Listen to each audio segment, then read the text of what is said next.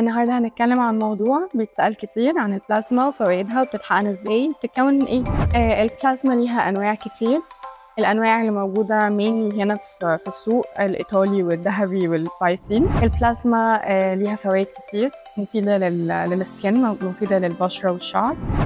ليه حد ممكن يحقن بلازما؟ البلازما المين رول ليها ان هي نيوترين بتغذي. مساء الخير، معاكم دكتور ريهام فخر الدين، جلدية وتجميل وليزر من عيادة درمقلب. النهارده هنتكلم عن موضوع بيتسأل كتير عن البلازما وفوائدها وبتتحقن ازاي وبتتكون من ايه. ايه هي البلازما وبتتكون من ايه؟ البلازما عبارة عن جزء من دم الإنسان. عبارة عن احنا بنفصل خلايا الدم الحمراء عن باقي النيوترينتس. المين نيوترينت فيها الصفائح الدموية. البلازما ليها أنواع كتير.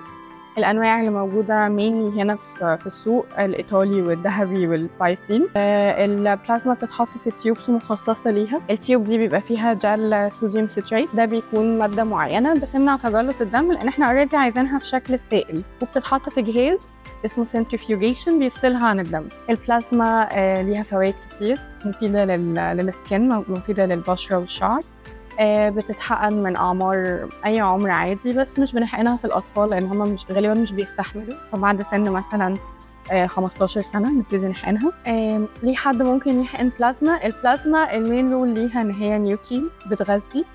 أحيانا بنحط معاها مكونات تانية تفيد أكتر للبشرة والشعر، زي مثلا حاجات للنضارة. ممكن نحط معاها هيالورونيك أسيد، ممكن نحط بايوتين للشعر. في سؤال جالي ان البلازما بتتحقن لمين، مناسبه لمين اكتر؟ البلازما مناسبه لاي حد، راجل وست يعني عادي. والبلازما اللي هي البي ار بي بتتحقن يا اما بنحقن بالسرنجه نفسها، سرنجه انسولين، يا اما بالديرما بن، بس هي افيد كحقن لان بيخش مور ديب. البلازما بتتحقن في حالات كتير جدا، اقل حاجه فيهم النضاره، يعني واحده ما عندهاش مشكله فبنحقنها كنوع من انواع النضاره والتغذيه للبشره والشعر. ممكن نحقنها كمان في السكارز، في البوست اكني سكارز، لو احنا عندها حبوب عايزين نحط معاها مواد مغذيه او ميزوثيرابي يعالج الحبوب، فهي بتتحقن مع اي ماده تانية. ممكن نحقنها مع السكين بوستر للريجوفينيشن، للتجاعيد، لآثار السن، فممكن تتحقن مع مواد تانية تساعد شوية إن هي تبقى more effective. لو حابين تعرفوا معلومات تانية عن الجلدية والليزر والتجميل، اعملوا اشتراك لقناة درمقلب على اليوتيوب أو بعتولنا على صفحاتنا على السوشيال ميديا.